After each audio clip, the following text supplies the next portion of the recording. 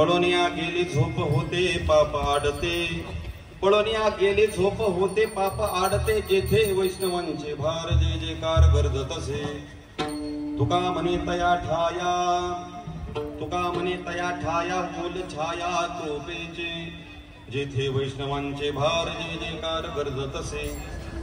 आयोग पिटेतले भीमरथामुरं पुंडरीकाय दातुं मुनींद्रिः, समागत तिष्ठन्तमानन्द कन्दं परब्रह्मलिङ्गं भजे पाण्डुरङ्गं। पाण्डुरङ्गा करो प्रथमा नमाना,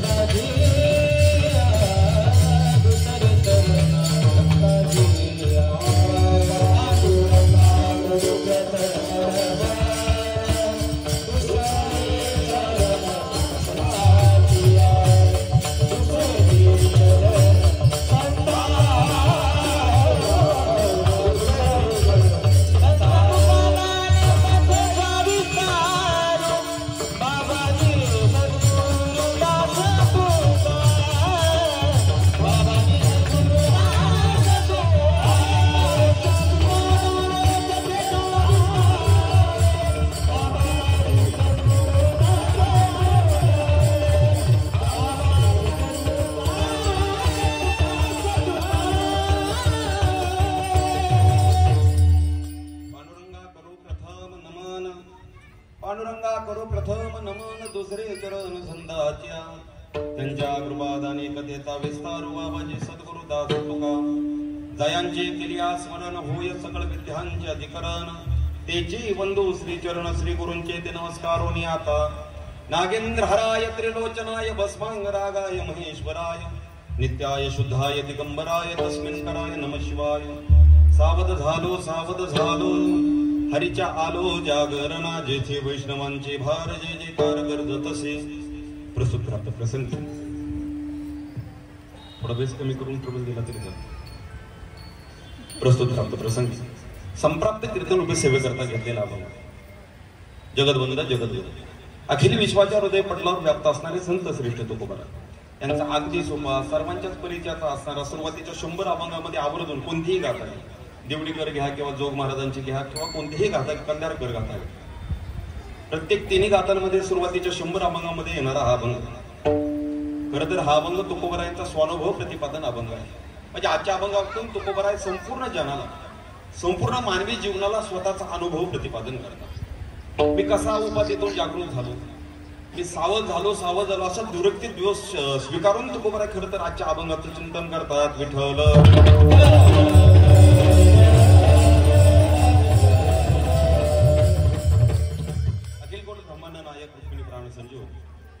जगत आधार श्री पंढरीश पांडुरंग परमात्म्याच्या असीमागात उमेदवारा मुक्त कैवल्य तेजो निधी ज्ञानाचे राजे जगताचे मायबाप विश्वमाऊली संत श्रेष्ठ ज्ञानोबा, जगद्वंद जगद्गुरु संत श्रेष्ठ तुकोबाराय असते।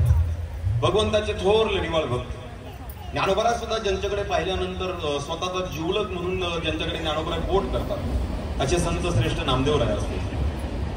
तुकोबारायांचे निस्सीम भक्त असे संत श्रेष्ठ निळोबाराय असतील की गुरुवरती श्रद्धा किती असेल, आपल्याला वाट दाखवणाऱ्या माणसावरती आपण किती विश्वास ठेवतो, आपल्याला वाट दाखवणाऱ्या माणसावरती वाट दावे तया न लगे रुसावे आते जीवनाशय, आपल्याला वाट दाखवणाऱ्या माणसावरती न रुसता उलट त्यांनी घालून दिलेल्या मार्गाने कितीही विश्वासपर त्या वाटेने चालावं। असं जर कोणाला जीवन तपासायचं असेल तर त्यांनी निळोबारायांचं जीवन तपासावं। खरं पाहायला गेलं तर निळोबारायांचं चरित्र मनाला अतिशय भावपूर्ण असं भावणारं चिंतन आहे। निळोबारायांची तुकोबारायांची तुकोबाराय जोपर्यंत वैकुंठ गमनाला जात नाही तोपर्यंत निळोबारायांची तुकोबारायांची गाठ भेट नाही। पण तुकोबारायांचेच पुत्र असणारे, त्यांच्याच वंशातील असणारे नारायण बुवांच्या मुखातून ज्यावेळेस तुकोबारायांची कीर्ती आहे त्यावेळेस अशा महात्म्याची भेट मी चुकलो म्हणून निळोबाराय त्यावेळेस 41 दिवसाचं ते व्रत स्वीकारतात। त्या दिवशी भगवंत तरी भेटायला तर नम्रपूर्वक म्हणतात, तुझं लागे येथे बोलाविले कोणी प्रार्थिल्या वाचून आला शिका। असं जर कोणाचं चरित्र असेल की आपल्या गुरुवरती आपल्याला वाट दाखवणारे मग आपले आई वडील असतील, आपले हितचिंतक असतील, त्यांच्यावरती थोडा माझा विको कमी केला तरी चालतोय, त्यांच्यावरती किती विश्वास ठेवा असं चिंतन पाहिजे असेल तर त्यांनी निळोबारायांचं चरित्र तपासावं। आणि ज्या परंपरेतून आम्ही खरं तर आवर्जून ज्यांच्या आशीर्वादामुळं खरं तर ही सेवा करण्याची संधी प्राप्त होती असे शांती ब्रह्म श्रीमंत श्री एकनाथ महाराज खरं तर लहान दोन्ही मोठा गाज घेतो। संप्रदायामध्ये नाथ महाराजांना खरं तर आपण व्यास मुनी ह्या दुहेरी शीर्षकाने संबोधत असतो. का तर सकल संतांचं वाङ्मय आहे. माझा स्वतःचा विश्वास ज्ञानेश्वरी गाथावर जसा आहे तसा नाथ महाराजांच्या भारुडावरती आहे, गवळणीवरती आहे, चिरंजीव पदावरती देखील आहे. आम्ही ज्यावेळेस संस्थेत बसलेलो त्यावेळेस आम्हाला तेच घोकावं लागलं. चिरंजीव पद पावो यासी अधिकार कायचा साधक असे किंचित बोलू निश्चित ही असणारी आपली 43 पद प्रत्येक जण इथं घोकत आलेला आहे. पण लहान धोंडे मोठा घास घेतो. सकल संत साहित्य एका साईडला आणि जवळजवळ सगळ्या साहित्याचं वर्णन करायचं झालं तर एकट्या नाथ महाराजांचं 60% संत साहित्य आपल्या वाङ्मयामध्ये येतं. 18,000चं रामायण म्हणू नका, भागवत म्हणू नका, रुक्मिणी स्वयंवर म्हणू नका, हस्तमलक म्हणू नका, चिरंजीव पद म्हणू नका, गाथा म्हणू नका, गवळणी म्हणू नका, भारुड म्हणू नका, पिंगळा ज्वार कितीतरी प्रकारचे प्रकरण नाथ महाराज आपल्यासाठी रचून ठेवतात. असे सकल संत पंचायत. खरं तर आमच्या फडकरी परंपरेमध्ये एक परंपरा आहे. आपल्या भारतामध्ये जवळजवळ 254 संत होऊन गेले. त्यामध्ये जवळजवळ 54 संत आपल्या एकट्या महाराष्ट्राच्या भूमीमध्ये झाले असते.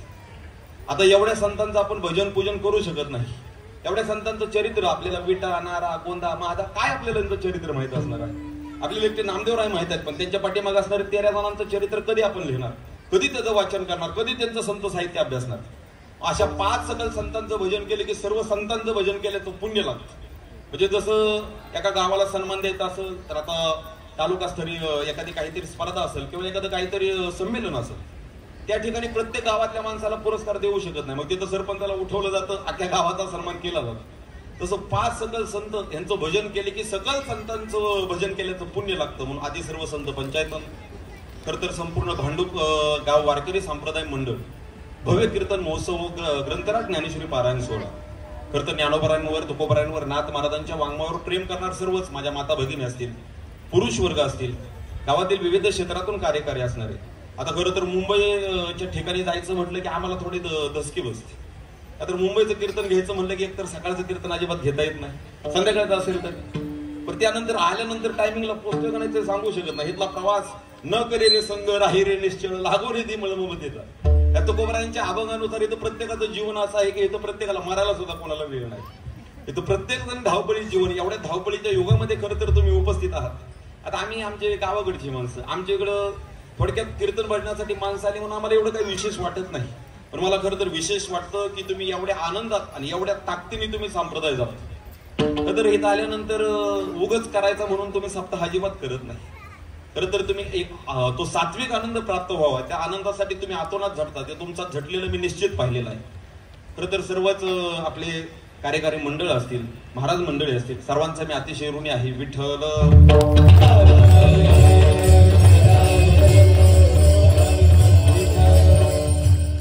सेवेसाठी उपस्थित असणारे राजकीय असू द्या, शैक्षणिक असू द्या, औद्योगिक असू द्या, क्रीडा असू द्या, परमार्थिक असू द्या, शैक्षणिक असू द्या आणि प्रत्येक क्षेत्रातून कार्यकारी असणारे सर्व मान्यवर. आता पुरुष वर्ग सगळे विविध क्षेत्रातून कार्यकारी असणारे सर्व सामाजिक, परमार्थिक, राजकीय प्रत्येक क्षेत्रातील तर आहेतच आहेत. पण इकडे ह्यांचाही इकडे अधिकार काय कमी नाही. आता खरं तर तुम्ही आता मला वाटतं ह्या महिन्यात हप्ता गोळा झालाय का, मुख्यमंत्र्याच्या असणाऱ्या सगळ्या आमच्या लाडक्या बहिणी असणाऱ्या, म्हणजे तुमचाही अधिकार तेवढ्या ताकदीच आहे. तुमचा वैशिल आमच्यापेक्षा कधीही मोठा आहे. सगळे असणारी परमार्थिक प्रेमी सगळी जाणती माणसं इथं उपस्थित आहेत. खरं तर इथं कीर्तन उभा राहिल्यानंतर मला कोकणात आल्यासारखं वाटायला लागलं. असे सर्व टाळकरी एकदम पावल्या खेळून सगळं आनंद. आता आम्ही थोडं विदर्भात नाही पण आमचं पश्चिम महाराष्ट्र, दक्षिण महाराष्ट्र या भागात आम्ही थोडं जास्त त्याच भागात आम्ही आमच्याकडे परमार्थ होतो. पण कसा कधी कधी करायचा म्हणून आम्ही सप्ताह करतो. म्हणजे आमच्याकडे आम्ही नावं ठेवून घेत नाही असं अजिबात नाही. पण काय काय वेळेस असंच होतं. काय काय वेळेस कीर्तन करायचं झालं तर 4 खांद्याला आणि 1 वाजवणारा 5, एक गाडग्याला बस, अशावर कधी कधी आम्हाला कीर्तन आवरावं लागतं. पण इथं आल्यानंतर तुमची जे आनंद उत्साहात असतात, निश्चित आम्ही कधीही गेलो तर तुमचा कोकणचा, रत्नागिरीचा, मुंबईचा परमार्थ आम्ही आमच्याकडे रुजवायचा आतोनात प्रयत्न करत असतो. खरं तर सर्व गंधर्व इथं उपस्थित आहेत. खरं तर सुरुवातीला मला थोडं पकवाज वाजवायचं ज्ञान आहे म्हणून तर रूप पाहतापर्यंत मी नीट आलो, नाहीतर माझं पाठीमागच रूप पाहता आलो मी सुख झाले व साजणे असं कधीच तालाच्या मात्रेतून सुटून गेलं असतं. ते जाणत्यांना चांगलं लक्षात आलंय. त्याचं कारण काय, निश्चित परमार्थिक प्रेमी असणारे सर्वच मान्यवर. आता माझ्या सर्व काही परिचयाचे नाहीत पण चेहरे सगळे जाणते चेहरे आहेत. खरं तर मी नेहमी सांगतो, एक वेळ माणसाला रक्ताचं नातं दगा देईल, एक वेळ माणसाला कुटुंबातील नातं एखादं दगा देईल. पण जे परमार्थिक नातं असतं, माझे जातीचे मत भेटो कोणी किंवा ते माझे सूर्य सज्जन सांगाती पाया ठेवी ती विठोबाची, असं सांप्रदायिक नातं जे असतं ते माणसाला कायम एक वेळ रक्ताची नाती किंवा जोडलेलं नातं एक वेळ माणसाला दुःखामध्ये एकटं टाकून जाईल, पण हे पारमार्थिक नातं असतं ते कायम सुखामध्ये तर उभं राहतच राहतं, पण दुःखामध्ये खांद्याला खांदा लावून उभा राहणारे आमचे सर्वच वारकरी मित्र मंडळ असेल सर्वांचा मी अतिशय ऋणी आहे. माझं जेवढं वय नाही ते तर बऱ्याच जणांचा तुमचा परमार्थ आहे, मी अगदी ज्ञात आहे. मी एका फडकरी परंपरेत जसा आळंदीच्या परंपरेत तसा फडकरी परंपरेत येते.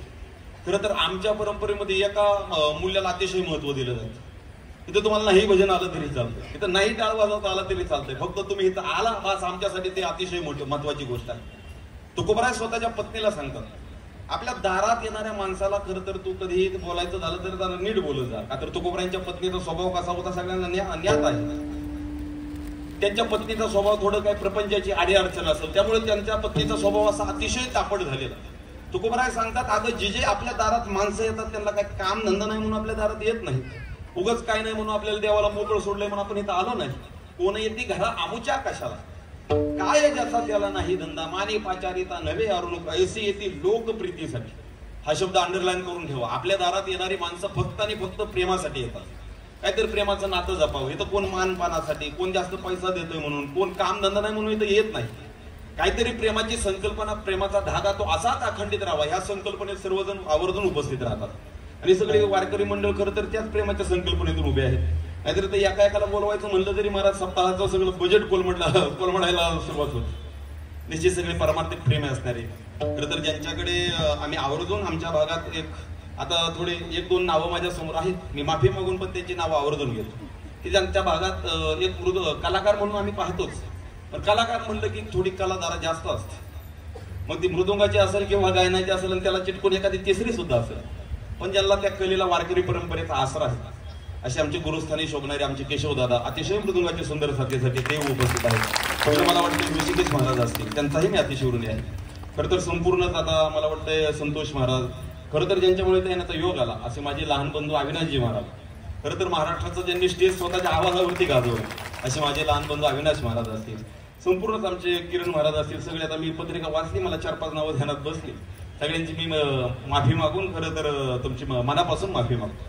आणि ज्यांच्यामुळे हा सप्ताह खरं तर येण्याचा योग आला, ज्यांच्यामुळे आपल्या ज्ञानेश्वरी पारांतर घडतंय पण संत साहित्य संत चारित्र्य सुद्धा वाचता येतंय असे आमचे असणारे संतोषजी महाराज असतील, त्यांचाही मी अतिशय ऋणी आहे. सर्वच मान्यवर अगदी जाणते आहेत, प्रस्तावने जास्त वेळ दौडत नाही.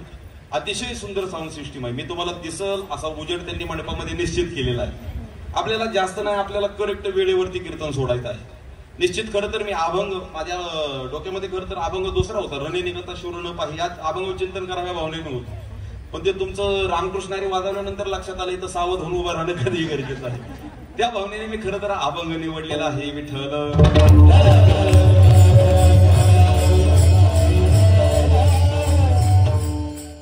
खरं तर अभंग सर्वांच्या परिचयाचा आहे. मी अभंगाचं अंदाज तुमच्या समोर मांडतो. काय तुकोबारांच्या अभंगावर आपल्याला त्याचा अर्थ मांडायची आपली बुद्धी तेवढी व्यापक नाही. अहो संत साहित्याच्या अभंगाचा सोडा त्यांच्या एका चरणात आपण अर्थ मांडू शकत नाही. चरण तर जास्त लांब. मला वाटतं त्यांनी एका अक्षरावर दिलेली वेलांटी, त्यांनी एका अक्षरावरती दिलेला अनुस्वाराचा सुद्धा कधी कधी आम्हाला अर्थ समजलच नाही, सांगू शकत नाही.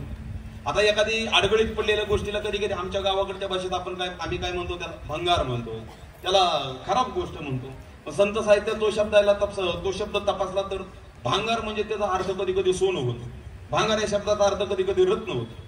इथं मराठी भाषा आहे महाराज वळवळ तशी वळणारी आहे. मग तुकोबारांना काय म्हणायचं एवढी बुद्धी आपली व्यापक नाही. खरं तर संत साहित्यावर आपण फक्त अंदाज मांडायचा असतो. ज्याला अंदाज चांगला तो कीर्तन करा चांगला, ज्याला अंदाज फसला त्याला ते तुमचं तुम्ही निवडून घ्या. काय होतं, संतांनी दिलेली वेलांटीचा सुद्धा कधी कधी आम्ही अर्थ मांडू शकत नाही. तुम्हाला लगेच पटवून देतो. आपलं सगळ्यांचं मराठी व्याकरण चांगलं झालेलं आहे, आपल्याला मराठी लिहिता तरी येत. जरी शहरात असून तुमचं इंग्रजी असलं तरी पण मराठीचा सगळ्यांना माझ्या मराठाचे बोलक होते ह्या भावनेने प्रत्येकाला मराठी लिहिता वाचता येत. आता रामकृष्ण हरी हा शब्द आपल्याला सगळ्यांना ज्ञात आहे. रामकृष्ण हरी आजपर्यंत तुम्ही तुमच्या कानाने ऐकलंय ना? हो म्हणा, तुम्ही सप्त्यात रामकृष्ण हरीच ऐकता. इथं काही दुसरं काही चालत नाही. इथला स्वर कधी काळ्या दोनचा आहे, इथं काळे चारचा स्वर सहजासहजी पटत नाही. निश्चित रामकृष्ण हरी आपण लिहितो. आता राम शब्द लिहितो, कृष्ण शब्द लिहितो, पण आता हरी शब्द, थोडा हरी शब्द मला अडचण करणारा वाटतो. म्हणजे मला देवाची अडचण आहे असं नाही, पण हरी शब्द मला काय अडचण करतो. आपण हरी शब्द लिहिताना रीला कोणती वेलांटी देतो? रीला आपण दुसरी वेलांटी देतो का पहिली वेलांटी देतो? ज्ञात माणसं असतील ती पहिली देत असते आणि कधी कधी एखादा आमच्यासारखा दुसरी वेलांटी देतो. आता खरं तर हितच मला ती मोठी घोडचूक होती. रीला जर पहिली वेलांटी दिली तर हरिनाम विष्णू हरिनाम कृष्ण असा अर्थ होतो, पण तिचं रीचा उच्चार जर दीर्घ केला, री लांबवला असा जरा शेपूट त्याला असा स्वराला ओढला तर हरिनाम माकड सुद्धा मारा त्याचा अर्थ होतो. सगळ्यांना कथा ज्ञात आहे. नारद एका नगरातून फिरता फिरता एका राजकन्याचा हात तपासण्याची वेळ त्यांच्यावरती आली. हात बघितल्यानंतर त्यांच्या लक्षात आलं ह्या ज्या कन्येवर ह्या स्त्रीवर ह्या मुलीवर जो लग्न करेल तो सार्वभौम राजा होऊन जाईल. म्हणजे नुसता पृथ्वीचा नाही, स्वर्गाचा, वैकुंठाचा, कैलासाचा, अख्ख्या जगाचं राजतत्व त्याच्या खांद्यावरती येऊन जाईल. आणि इथं कोणाला सत्ता नको आहे महाराज. इथं प्रत्येकाला सत्तेची भूक आहे, इथं प्रत्येकाला मानाची भूक आहे, इथं प्रत्येकाला संपत्तीची भूक आहे. नुसती भूक महाराज महाभारत सांगतो सुधार निर्णोदती प्रज्ञानम धर्मबुद्धी विमोहिती. महाभारत सांगतं इथं माणसाला लागलेली भूक माणसाची बुद्धी कधी कोणत्या स्तराला नेऊन पोचवून सांगू शकत नाही. इथं माणसाला नुसती जेवणाचीच भूक नाही, इथं कोणाला सत्तेची, कोणाला संपत्तीची, कोणाला मानाची, कोणाला शरीराची, कोणाला वासनेची, कोणाला कामाची, कोणाला कशाची ना कशाची भूक. आता ती भूका सांगायला गेलो तर आपलं मला चिंतन बाजूला राहायचं. निश्चित नारदांना भूक लागली सत्तेची आणि संपत्तीची, मानाची. अख्ख्या जगाचं राजतत्व हे तर कोणाला नको आहे महाराज. अहो समजा तुम्हाला एखाद्याला मी म्हणलं तुम्हाला उद्या मुख्यमंत्री करतो, म्हणजे माझा एवढा अधिकार नाही गड्या, मी स्वतः व्हायचं ना तुम्हाला कुठून करणार. पण एखाद्याला म्हणलं मुख्यमंत्री तुम्ही एक दिवसात होताल का? कोण नाही म्हणेल गड्या. मी तर पळत एका पायावर मुख्यमंत्री पदासाठी शपथ घ्यायला तयार नाही. अहो इथं कोणाला मान नको, इथं कोणाला संपत्ती नको आहे. नारदांच्या लक्षात आलं की ह्या स्त्रीवर जर विवाह करायचा आहे तर त्यासाठी आपल्याला देखणं असणे अतिशय गरजेचं आहे. का तर एक श्लोक सांगतो तुम्हाला. लग्नाला येणारी माणसं 5 प्रकारचा विचार करून येतात. कोणत्या कोणत्या 5 प्रकारचे? तर कन्यावर ते रूपम माता वित्तम पिता श्रुतम बांधवान कुलम इच्छन्ते. आणि 5वा मिष्ठान नाही रे जनाः. सुभाषितकार सांगतात लग्नाला येणारे 5 प्रकारचा विचार करून येतात. कन्यावर ते रूपम म्हणजे नवरी मुलगी कधीही महाराज आपला असणारा नवरा हा देखणा असावा त्याची कायम इच्छा असते. का तर जुन्या काळातला महाराज हा सुभाषित आहे, अलीकडच्या काळातला अजिबात नाही. जुन्या काळामध्ये मुलीला माहित नसायचं आपलं लग्न कोणावर होते. जुन्या काळच्या स्वर्गाच्या लग्नाच्या गाठी ह्या स्वर्गात बांधल्या जायच्या, अलीकडच्या काळात या वर्गात बांधल्या जातात. हा भाग गेला. निश्चित जुन्या काळी जुनी माणसं हे त्यांना पटत असेल. जुन्या काळच्या माणसांना स्वतःचं लग्न कोणत्या स्त्रीवर व्हायचंय, कोणत्या पुरुषावर व्हायचंय त्यांना अजिबात माहित नसायचं. लग्न झाल्यानंतर तो पडदा खाली पडल्यानंतर त्यांच्या लक्षात येत असायचं की हा माझा नवरा आणि हा माझी बाई. प्रत्येक स्त्रीची इच्छा असायची की माझा नवरा हा देखणा असावा, उघड ढेकळात टाकला तरी ओळखून असा नसावा. प्रत्येक मुलीची इच्छा देखणं असणे असावी. माता वित्तम प्रत्येक मुलीच्या आईची इच्छा असायची की पोराकडे जरा चांगला धन माल संपत्ती असावी गड्या. का म्हणून आपल्या पोरीला कोणाच्या दारात कामाला जायची वेळ येऊन अशी प्रत्येकाची इच्छा असते. ती इच्छा रास्त आहे. मुलीच्या वडिलाची इच्छा असायची पिता श्रुतम. तो मुलाकडचा पैसा तपसत नसायचे. मग तो कर्तृत्ववान आहे का? तो रात्र झाल्यानंतर रस्त्याने नीट चालतो का? उगाच नागासारखा आपलं पळत पळत चालतो? तो कर्तृत्ववान आहे का? त्याच्या मनगटामध्ये धमक आहे का? बरे झोपडीत राहत असेल, पण जर कर्तृत्ववान असेल तर त्या झोपडीचा महाल बांधायला वेळ लागत नाही. या जगात तर मी कायम सांगतो तुम्ही माणसं निवडत असताना कधीच रूपावरती आणि कधीच पैशावरती आणि कधीच सत्तेवरती निवडत जाऊ नये. इथं माणसाला आपल्या जवळ करायचं झालं तर कधी त्याला स्वभावाने जवळ करा. का तर शरीराचं सौंदर्य किंवा मान पान ह्या गोष्टी कायम निघून जाणाऱ्या आहेत. शरीराचं सौंदर्य हे कायम वयाच्या अधीन राहणार आहे. इथं तुम्ही कितीही देखण्याला आपलं केलं तर थोड्या काळात तो म्हातारा होणारच आहे. इथं निवडायचं असेल तर तुम्ही स्वभावाला निवडा. का तर स्वभाव नावाचा प्रकार असा आहे तो कायम माणसाला जवळ ठेवतो. माणसाचा स्वभाव असा असावा की एकदा माणूस जवळ आला तर तो 4 दिवस नाही 40 वर्ष त्याचा मित्र झाला पाहिजे. तर काही जणांचे स्वभाव असे असतात 4 दिवस नाही 4 मिनिटं माणूस जवळ आला की तो म्हणतो 40 वर्षाचं तोंड सुद्धा मला पाहायचं नाही. निश्चित वडिलांची इच्छा असते मुलगा हा कर्तृत्ववान असावा. बांधवान कुलम इच्छन्ते. बांधव म्हणजे आपली भावकी आपले भाऊ. त्यांची इच्छा असते की ते मुलाचा कुळाचार तपासतात. त्याचे मित्र त्याचा कुळाचार त्यांचं संपूर्ण असणारं कुळ ते तपासलं जातं. आणि मिष्ठान इतरे जना बाकीचे जे लग्नात अक्षता टाकायला कमी ब्राह्मणाला हाणायला जास्त आलेले असतात काकाला हाणायला त्यांची इच्छा असते कडे लग्नात खायला चांगलं भेटलं पाहिजे. बाकीचं काय नाही भेटलं तरी चालेल. विठ्ठल विठ्ठल मी कुठून नेमकं ह्या श्लोकावरती गेलतो. हा लग्नाला येणार आहेत जसे 5 प्रकारचे 5 जणांचा विचार असतो तसं निश्चित सावधरित्या इथं जीवन जगणं तेवढंच गरजेचं आहे. इथं प्रत्येक साधा विषय जर आपण जवळ करायचा झाला तर 4 वेळा विचार करतो आणि त्याला अंगसंग करतो. मग इथं जर देवाला जवळ करायचं असेल संतांना जवळ करायचं असेल गुरुला जवळ करायचं असेल तर देखे वेके करती गुरु नाही ठाऊ का विचारे. उगाच घोराळ्या मेंढ्या लागल्या लांडग्याच्या पाठीमागं काय झालंय अलीकडं तिथं प्रत्येक जणाचा अंगसंग करण्याची प्रत्येकाची इच्छा आहे. इथं प्रत्येक जण तुम्हाला काही ना काही रूप दाखवत आणि अलीकडच्या जगात एक माफी मागून वाक्य बोलतो.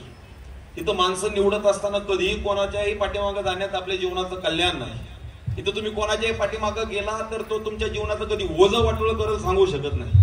अलीकडच्या काळात वाट दाखवण्यापेक्षा वाट लावणारा समाज कायम तुम्हाला पावला दिसून येईल.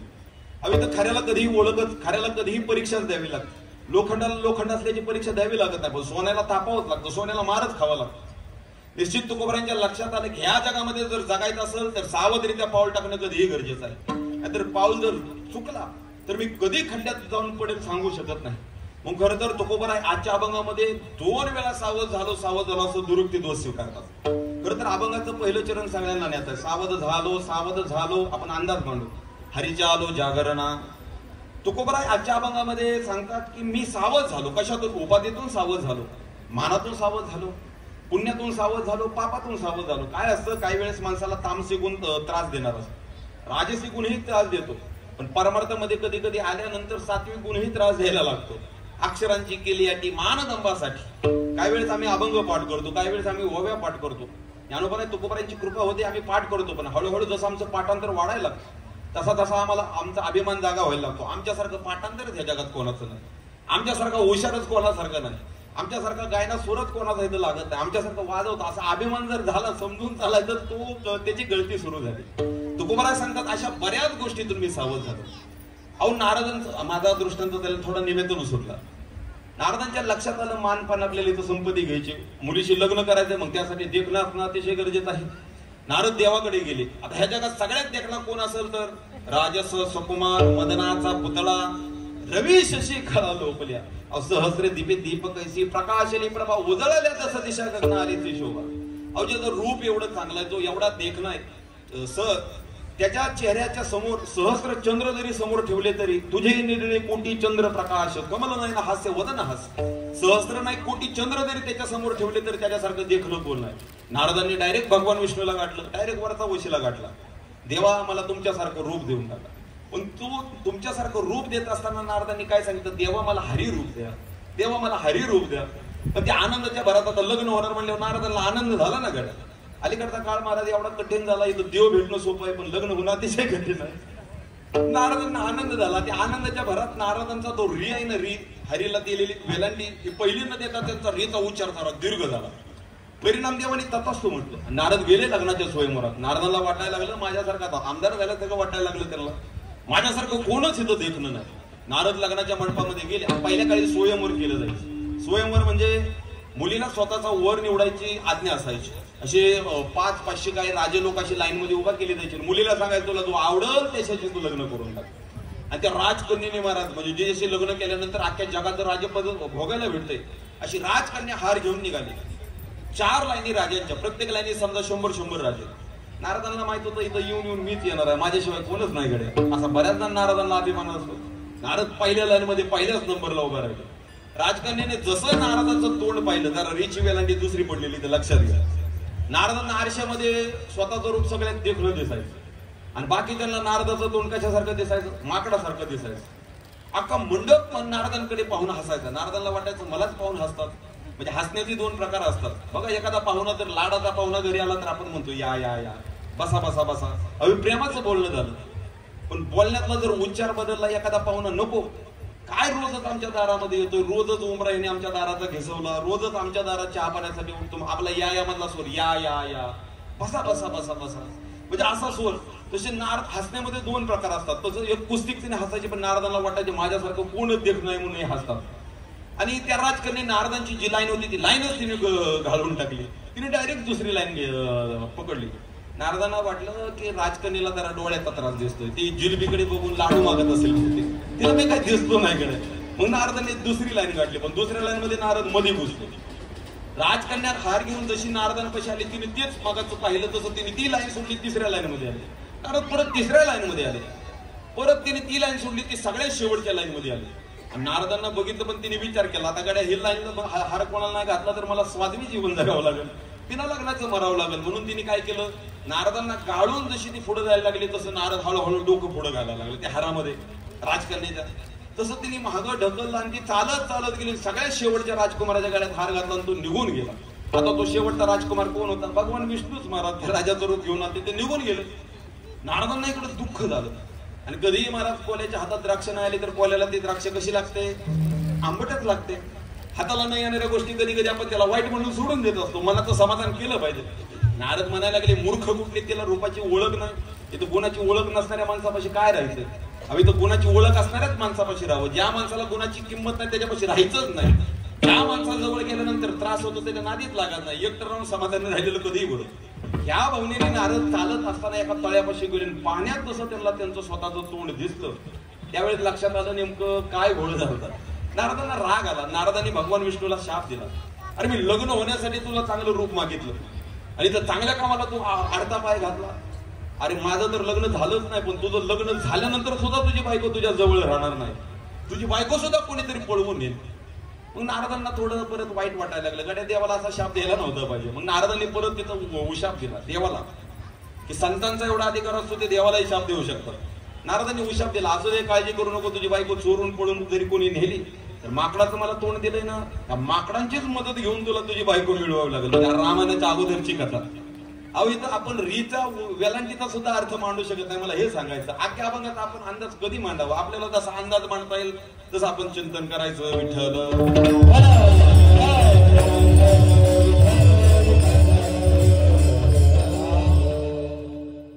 आजच्या अभंगामध्ये तुकोबराय निश्चित सावधरित्या जीवन जगण्याचा संदेश आपल्याला देतात.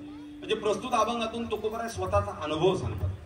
अहो तुकोबरायला जर विचारलं तुम्ही काय करता, तुकोबराय सांगतात अशा आडाम तडाम गोष्टी आम्ही जगाला सांगतच नाही. कशा गोष्टी आम्ही जगाला सांगतो तर त्या गोष्टी अगोदर आम्ही अनुभवतो आणि मगच त्या जगाला सांगतो.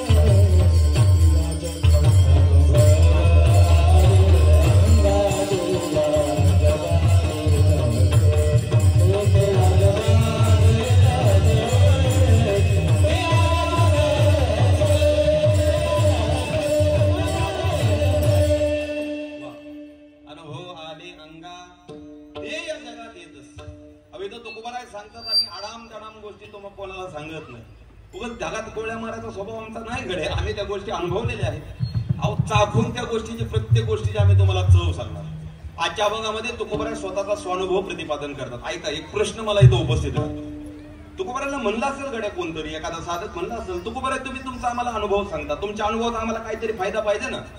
तिथं फायदा असल्याशिवाय आम्ही कोणत्याच गोष्टीकडे लक्ष देत नाही.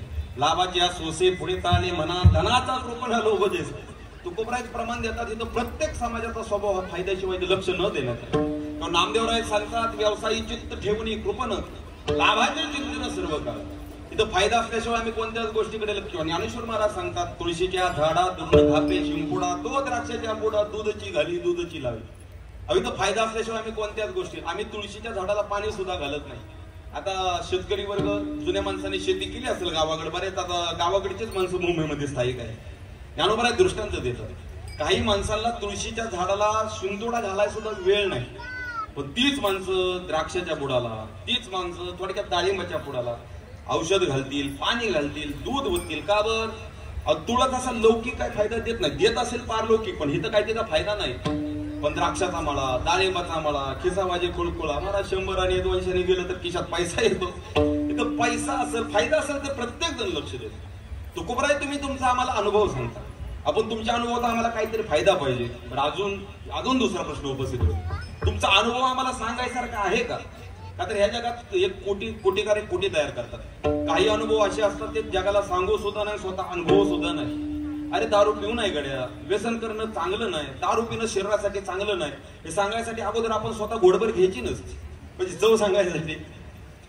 अजिबात अशी व्यसन स्वतः करायची नाही, दुसऱ्याला घेऊन करायची नाही. म्हणजे अशा काही गोष्टी असतात ते स्वतः अनुभव घ्यायचे नाही, दुसऱ्याला घेऊ द्यायचे नाही. काही अनुभव असे असतात ते स्वतःपुरते मर्यादित असतात, ते जगाला सांगण्यात काही अर्थ नसतो. 4 भिंतीतील तुमच्या कुटुंबातील असे अनुभव तुम्ही जगाला सांगत बसायचं नाही. तुम्ही कुटुंबातील गोष्टी चव्हाट्यावर सांगत फिरला तर तुमच्या कुटुंबाची वाताहात झाल्याशिवाय राहणार नाही. अलीकडच्या जगात एक वर्ग, मी मगाशीच म्हणलो, इथं वाट लावणाऱ्यापेक्षा वाट दाखवणाऱ्यापेक्षा वाट लावणारा एक वर्ग भरपूर आहे. इथं एक जगात एक वर्ग असा आहे ते तुमचं दुःख रडू नये.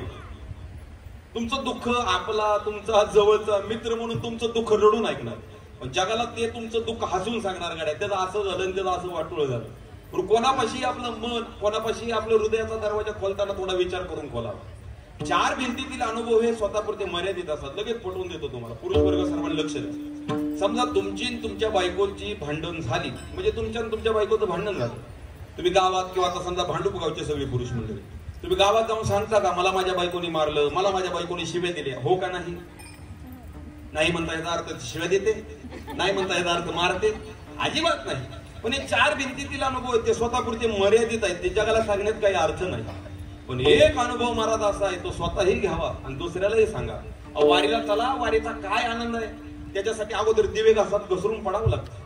त्याच्यासाठी तुका म्हणे धावा आहे पंढरी विसावा, त्यासाठी त्या धाव्याला पळावं लागतं. वाकरीच्या रिंगणात मातीमध्ये लोळावं लागतं. चंद्रभागेमध्ये स्नान करून त्या दर्शनाला उभारावं लागतं. म्हणजे असे अनुभव असतात की स्वतः घ्यावे आणि मगच जगाला द्यावे. तोच परमार्थाचा अनुभव तो कोबर आहे. खरं तर आजच्या अभंगातून अभंगाच्या प्रथम चरणात व्यक्त करतात.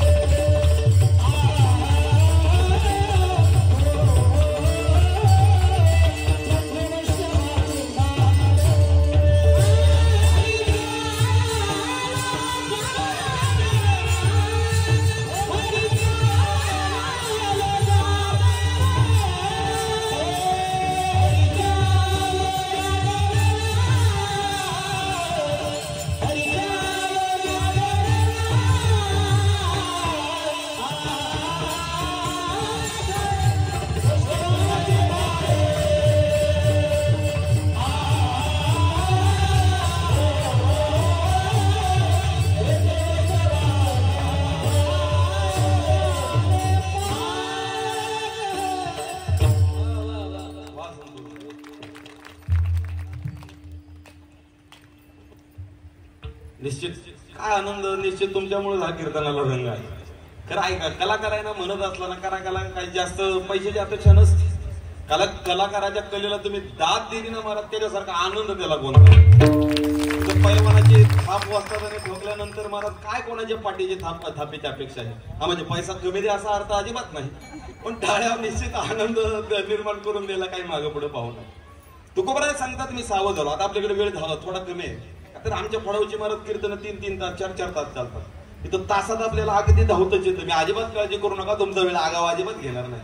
आपलं कीर्तन म्हणजे ते सरकारी काम आहे, कधीही चालवून दे पण सुटणार टायमिंगला. तुकोबाराय सांगतात मी सावध झालो, पण परत एकदा अजून सावध झालो शब्द वापरतात. का बरं दुरुक्ती दोष घेतला? तर इथं एक महाराज नियम करता येतो, एक न्यास लावता येतो. कोणता? कधी कधी जास्त आग्रह असेल तर तिथं महाराज दुरुक्ती दोष येतो. कधी कधी एखादं चुकीचं जर असेल तर तिथंही दुरुक्ती दोष होतो. आपल्याला एखादा जवळचा पाहुणा आहे आणि त्या आपलं घरातील लग्न जमलं. आता लग्न जमल्यानंतर त्या पाहुण्याला आपण सांगतो असं असं आमच्या घरात लग्न जमलं आहे, येणाऱ्या 5 तारखेला तुम्हाला यावं लागतंय गड्या. पाहुणे म्हणले अजिबात काळजी करू नका, बिंदास मी लग्नाला येणार, तुम्ही अजिबात काळजी करू नका. थोड्या गप्पा झाल्यानंतर अर्ध्या तासाने पाहुणे निघायला लागले. निघता निघता पाहुण्याला सांगितलं तेवढं 5 तारखेचं लक्षात ठेवा, तुम्हाला लग्नाला यावं लागतंय. आता दुरुक्ती दोष झाला. पाहुणे म्हणजे अजिबात काळजी करू नका, मी येणार 101%. मांडवात मीच मामाच्या जागी उभं राहतो, तुम्ही काळजीच करू नका. पाहुणे गाडीत बसायला लागणार तसा हा म्हणायला लागला, तेवढं 5चं ध्यानात ठेवा, लक्षात ठेवा, आपल्या घरात लग्न आहे. पाहुणे म्हणजे अहो काळजी करू नका, आपण निश्चित. आता इथं दुरुक्ती नाही, कधी कधी विप्र हात सुद्धा होण्याची शक्यता असते. पाहुणे जसे बसमध्ये बसले निघून जायला लागले तसं तो पाहुण्याला आवाज दिला, होय होय तेवढं 5 तेवढं लक्षात ठेवा. म्हणजे कधी कधी जास्त आग्रह असेल तर दुरुक्ती होती. आता तुकोबाराय इथं दुरुक्ती करतात, निश्चित त्याचा अर्थ मांडणं गरजेचं आहे. तर तुकोबाराय इथं आग्रह करत नाहीत, पण तुकोबाराय सांगतात, स्वतःचा अनुभव सांगत असताना तुकोबाराय सांगतात मी सावध झालो. कशातून? आपला हरिपाठ सगळ्यांचा पाठ आहे, हरिमुखे मना पुण्याची गणना कोण करेल. गुरुवारी धुंडा महाराजांचा हरिपाठ विवरण वाचत असताना एक विचार त्यांचा सुचला. का बरं ज्ञानोबर हरिमुखे म्हणा हरिपाठाचा 28 अभंग लिहिलेला आहे, त्या प्रत्येक अभंगाचं ध्रुपद का असेल बरं हरिमुखे म्हणा? तर त्याचं कारण मांडत असताना धुंडा महाराज सांगतात की हरिमुखे म्हणा ज्ञानोबर का वापरतात? मोठी माणसं काही करायचं झालं तर काहीतरी कारण असल्याशिवाय करत नाही, उगाच पागलपणे काही गोष्टी ते करत बसत नाही. ज्ञानोबराय पहिल्यांदा हरिमुखे म्हणतात ते कशासाठी? फक्त दुःख निवृत्तीसाठी. आणि दुसऱ्यांदा हरिमुखे म्हणतात ते सुख प्राप्तीसाठी. काय असतं ऐका, आपल्या आयुष्यातील दुःख निघून गेल्याशिवाय येणारं सुख आपल्याला उपभोगता येत नाही. काय झालं, तुमच्या खिशामध्ये 100 रुपये आहे, चालता त्यातील 1 रुपया तुमच्या खिशातून खाली पडला आणि तुम्ही शोधायला लागला. तुमच्या लक्षात आलं आपल्या खिशामध्ये किती रुपये राहिलेत? 100 मधून 1 गेला. मला थोडं गणित कच्चं आहे, मला थोडी मदत करा. मला असं चिल्लरचं गणित कळत नाही का, नोटाचं गणित चांगलं कळत. 100 मधून 1 रुपया गेला, किती राहिलं? 99 राहिलं. पण त्याला 99 असण्याचं सुख नाही, तो रुपये हरवले तर त्याला दुःख लागलं. माझा रुपये हरवला कसा बरं असेल? आपलं असं झालंय गड्या, आपल्याला जवळजवळ दिवसाचे 24 तास मिळतात. त्यास एका तासामध्ये मिनिट किती? 60 मिनिटाचा 1 तास. तसा 1 मिनिट किती सेकंदाचा? 60 सेकंदाचा 1 मिनिट. काय होतं, काही वेळेला अशी चुकीची व्यक्ती आपल्या आयुष्यामध्ये फक्त 10 सेकंद येते, 10 सेकंद येते किंवा 1च मिनिट येते. पण आपण त्या व्यक्तीचा जवळजवळ इतका विचार करतो की आपल्या दिवसाचे सगळे 24 तास आपण बरबाद करून टाकतो. निश्चित असंच झालं. 1 रुपया हरवला, तो 99 रुपयाचं सुख नाही, पण 1 रुपयाचं त्याला दुःख आहे. निश्चित थोडं असणारं दुःख माणसाला पसाभर असणारं सुख अजिबात उपभोगू देत नाही. म्हणून ज्ञानोबराय हरिमुखे म्हणा म्हणतात. आधी दुःख निवृत्ती आणि मग सुख प्राप्ती. आता सगळे जाणते महिला मंडळ आहे. तुम्हाला दही विरजन कळतं का? विरजन समजा आपल्याला हंडभर दही लावायचं आहे. कालेच्या प्रसादासाठी आपल्याला गावभर सगळ्याला वाटायचं, अख्ख्या मुंबईत प्रसाद वाटायचा. आपल्याला हंडाभर दही लावायचंय, त्यासाठी किती विरजन टाकावं लागतं त्या दुधामध्ये? असं पातेलेभर, तवलीभर, चमच्याभर विरजन भरपूर झालं. तसं आपलं हंडाभर असणारं सुख त्याची वाट लावायला चमच्याभर दुःख काय तेवढं भरपूर झालं. आता जुनी माणसं आहेत, समजा 1000 गवताच्या वाळलेली गवताची पेंड गंज काय असेल त्याची रास त्याची माडी घसलेली आहे आणि तो ढिगारा जाळायसाठी 1000 गवताच्या पेंड्या जाळायसाठी किती काड्या लागतील बर? तुम्ही सांगा. मी अजिबात म्हणणार नाही तुम्ही दुसऱ्याच्या गंजी पेटवता, गवताच्या पेंड्या पेटवता. अहो 1 काडी भरपूर झाली. तसं आपल्या आयुष्याचं उजं वाटोळ करायला असं आयुष्याचा 1 पाऊल चुकीचा भरपूर झाला. म्हणून ज्ञानोबराय हरिमुखे म्हणा म्हणतात. तसे तुकोबाराय सुद्धा सावध झालो म्हणत असतील. कितीतरी आपल्याला अंदाज मारता येईल. अहो अभंगाचा विचार करायचा झाला धावतो सांगतो. अभंगाच्या प्रथम चरणात तुकोबाराय स्वतःचा अनुभव सांगतात. सावध झाल्यानंतर तुकोबाराय काय करतात ते कार्य अभंगाच्या 2य चरणात सांगतात. सावध झालो, काय कार्य केलं, कार्य केल्यानंतर त्या कार्याचा परिणाम काय झाला ते अभंगाच्या 3य चरणात सांगतात. आणि त्या परिणामाचं फळ काय प्राप्त झालं अभंगाच्या शेवटच्या चरणात सांगतात. विठ्ठल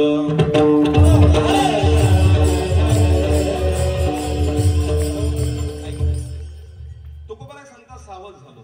आता खरं तर माझ्याकडे थोडं वेळ कमी आहे, 4 चरणाचा आपल्याला अंदाज मांडता येईल की नाही सांगू शकत नाही, पण 10 अर्थ मी सांगण्याचा प्रयत्न करतो. थोडं विस्तृत पहिल्या चरणावर चिंतन करू. मी काय पाठ करून ऑनलाईन ज्ञानोबा जशी बुद्धी देतील तसं आपण बोलू सगळ्यांच्या मदतीने. ऐका, तुकोबराय सावध झालो म्हणतात, पण व्यावहारिक दृष्ट्या विचार करून थोडं पारमार्थिक दृष्ट्या विचार करू. तुकोबराय सावध झालो पहिला शब्द आहे, पण अभंगाचा उत्तरार्थ तपस असताना कशातून सावध झालो म्हणतात?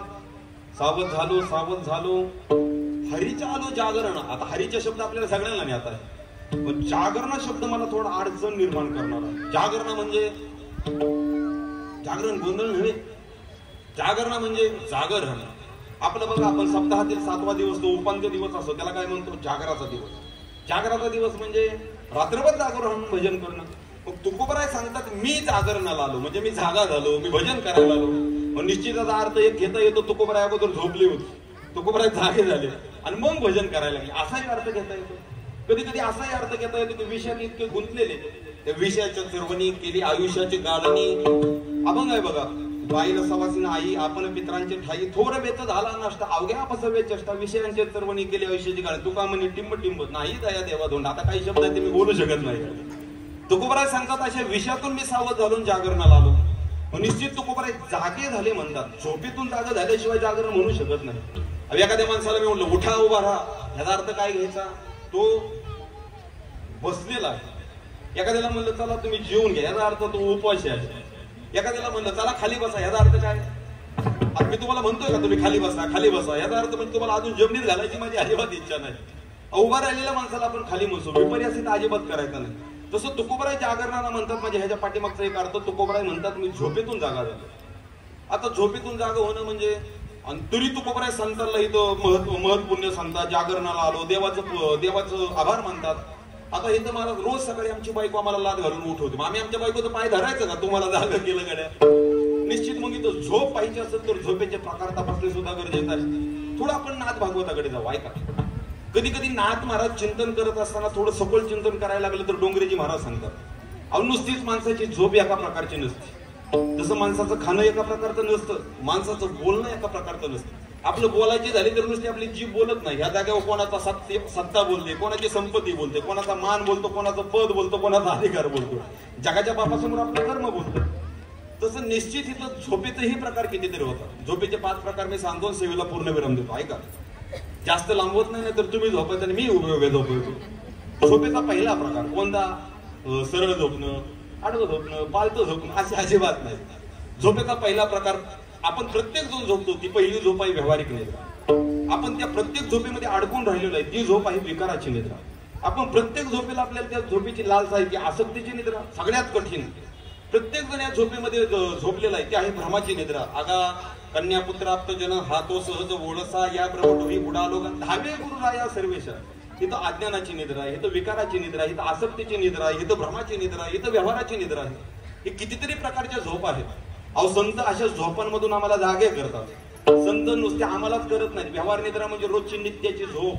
ज्ञानोबराय सांगतात खऱ्या झोपलेल्या माणसाला निद्रेताच्या अंगाशी सापतैशी उर्वशी. खऱ्या झोपलेल्या माणसाच्या शेजारी उर्वशी नेऊन ठेवली काय आजगर नेऊन ठेवला का त्याला काही देणे घेणे नाही. खऱ्या झोपलेल्या निश्चित अशीच व्यवहार निद्रा कधी कधी आम्हाला परमार्थापासून दूर नेते.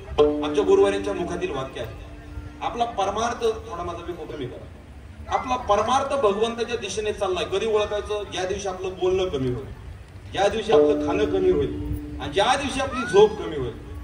अहो जास्त बोलणाऱ्याला देव स्वतःच्या जवळ अजिबात येऊन देत नाही. तुकोबारांचे गवळण आहे, बोलक्या वाचाळा कृष्णारथा नाही. जास्त बोलणाऱ्याला देव जवळ करत नाही. किंवा ज्ञानोबराय सांगतात हरिपाठात, मला वाटतं 7व्याच अभंगामध्ये ज्ञानोबराय सांगतात, जास्त बोलणाऱ्याला मी स्वतःच्या जवळ नवे नवे कोणालाच अशा जवळ करत नाही. अनंत वाचाळ बरळते बरळ त्या कैसा गोपाळ पावे हवे. अहो जास्त बोलणाऱ्याला मी जवळ करत नाही. जास्त बोलणाऱ्याचा परमार्थ आमच्याकडे बघू नका. जास्त बोलणाऱ्याचा परमार्थ कधीही देवापेक्षा लांब असतो. जास्त खाणाऱ्याचाही परमार्थ देवापासून लांब असतो. जास्त झोपणाऱ्याचा तर असतोच असतो. म्हणून तर संतांना कधी कधी महाराज आपली तळमळ येते. या जगामध्ये फक्त तिघांनाच आपली तळमळ आहे, एक आपल्या आईला, एक आपल्या बापाला आणि एक आहे ते संतांना. अहो आपलं पोरग चुकीच्या मार्गाने चाललं, आईचं अंतकरण पिळवट. आपलं पोरग चुकीच्या मार्गाने चाललं तर बापाचं सगळं हृदय महाराज छन्न विचन्न होऊन जात. आपण जर चुकीच्या मार्गाने चाललो तर संतांना वाटतं की स्वतःच आयुष्यच संपवावं.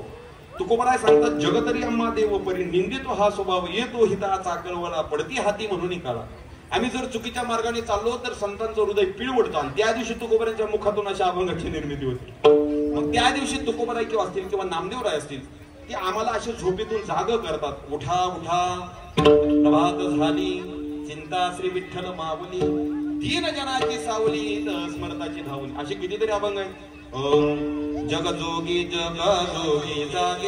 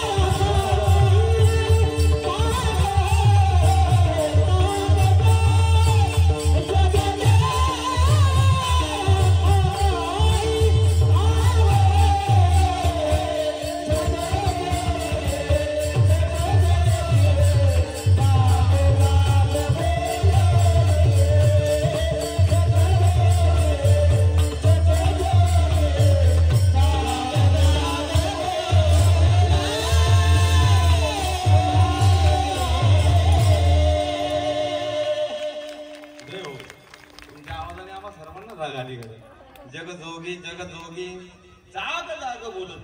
आता मी आपण थोडं धावता आपण घेऊ. आपल्याकडे 10 मिनिटं राहिलेले आहेत. 10ला जवळजवळ 10च मिनिटं कमी आहेत निश्चित आहे. तुकोबराय असतील नामदेवराय असतील एकनाथ महाराज असतील आपल्याला जनाला जागे करतात. नवीन नवीन ते संतांना सुद्धा जागे करण्याचा त्यांच्यात अधिकार आहे. उठा साधू संत साधा आपला लिहित जाईल हा नरदेह मग कायचा भगवंत. अहो नुसत्या संतांना नाही नुसत्या जनाला नाही जगाच्या बापाला जागा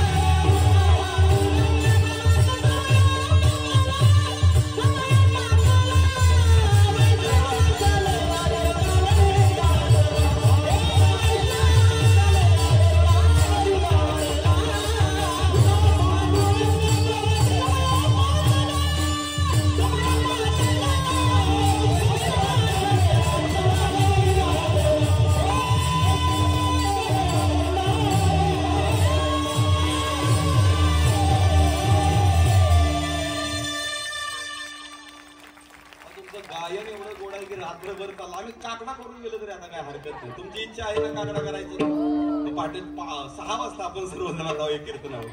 अहो काकडा म्हणावं तेवढा तर इकडून प्रमाण भरपूर आहेत. संत जनाला जागे करतात. संत संतांना जागे करतात. संत जगाच्या बापाला सुद्धा जागे करतात. तुकोबराय सांगतात अशा व्यवहार निद्रेतून मी सावध झालो. दुसरी आहे ती भ्रमाची निद्रा. भ्रम निद्रेत मनुष्य योग्य टाकून अयोग्याला चांगलं म्हणत राहतो. ती भ्रमाच्या निद्रेतून सुद्धा तुकोबराय सांगतात आम्ही सावध झालो. आता प्रमाण देत नाही आपण थोडं धावतो पुढे जाऊ. तुकोबराय सांगतात विकाराची निद्रा. विकाराची निद्रा वाटते तेवढी मला सोपी नाही. नमाम दुष्कृतोनी मुडा प्रपदंती नराधमा माया प्रज्ञान मासुरम भाव मिश्रिता. भगवंत सांगतात वाचे वदे परे करणे कठीण इंद्रियाधीन झालो तेव्हा. अविंद्रिय वाटतात तेवढं सोपं नाही. बोलता वाटे सोपे. करणे करता टिंब कापे.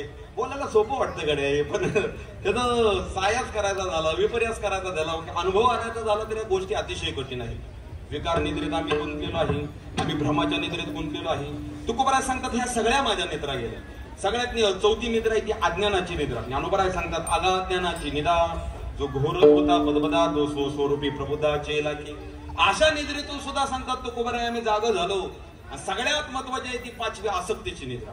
या आसक्तीच्या निद्रेवर मला बरेच प्रबंध लिहिता येतील, पीएचडी करता येईल, त्यावर कीर्तन करता येईल, प्रवचन करता येईल, पण आसक्ती सुटणं महाराज अतिशय कठीण आहे. आसक्ती सोडायसाठी बऱ्याच जणांनी प्रयत्न केला, पण ती आसक्तीने कोणाला सोडलं नाही गड्या. आसक्ती सुटली असेल तर मला वाटतं ती फक्त तुकोबरायला, का मग त्यांचाच अधिकार. जाळोनी संसार बसलो अंगणी तुझे नाही मनीत मानसे, किंवा संसाराच्या नावे घालून या शून्य, हे तुकोबरायनेच म्हणावं. आपल्यासारख्याने म्हणणं महाराज कठीण आहे. आम्ही पैशासाठी गाडी फिरवायला आम्ही कधी मागं पुढे पाहत नाही. त्या आसक्ती सुटणं अतिशय कठीण आहे. आसक्तीवर बोलायचं झालं तर आपण थोडं भागवताकडे जाऊ. भागवताच्या मला वाटतंय महाराज प्रथम अध्यायाच्या म्हणजे प्रथम स्कंदाच्या सुरुवातीला आत्मदेव ब्राह्मणाची कथा आहे. आसक्ती किती कठीण असते आपण अगदी धावत असतो. आता भागवताचार्य तुमच्यामध्ये आहे, त्यांनी तुम्हाला बरंच सांगितलेलं आहे, त्यामुळे मी अगदी धावतो पुढे जाऊ. ऐका, आत्मदेव तुंगभद्रा नदीच्या काठी आत्मदेव नावाचा एक सत्शील शास्त्र पारंगत असा ब्राह्मण राहतो. आत्मदेव इतका विद्वान होता की त्याला गावामध्ये सगळीकडे मान होता. आत्मदेवाकडे संपत्ती भरपूर होती, त्यामुळे त्याला गावात मान होता. आत्मदेवाचा अख्खा गावात मानपान, का तर या जगाचा नियम आहे धर्मंता लागे सर्व मान्यता आहे जगी. हे तर तुमच्याकडे संपत्ती असेल, हे तर तुमचा खिसा गरम असेल तर तुम्हाला कुठेही मानपान आहे. काय झालं, एक असं गाव होतं. एक सुभाषितकार सांगतात, ज्या घरामध्ये लहान खेळतं मूल कधी नाही आलं ते घर महाराज शून्य होतं.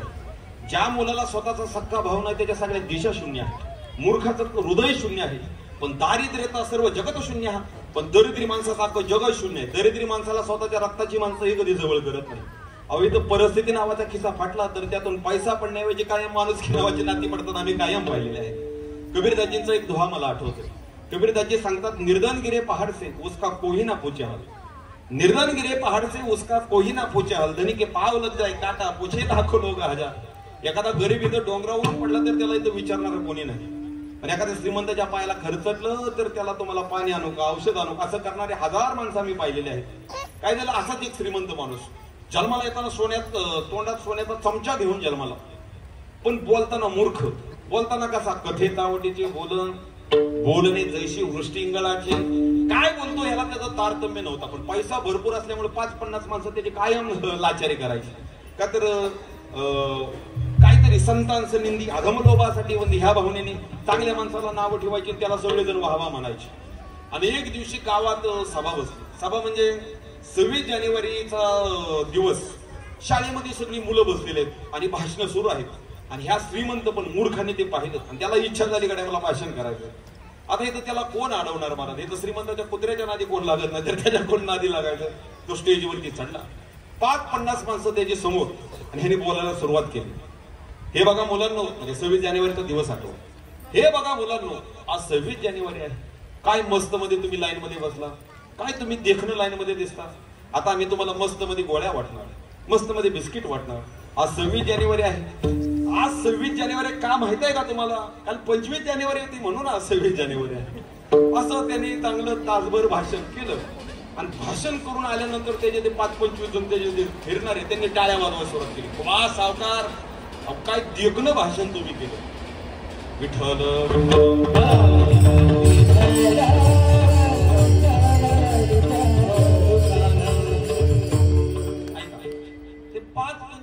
सावकाराला म्हणायला लागले, काय सावकार तुम्ही देखणं भाषण केलं, माझं भाषण तुम्हाला आवडलं? अहो तुमच्यासारखं भाषणच इथं कोणाला येणार नाही.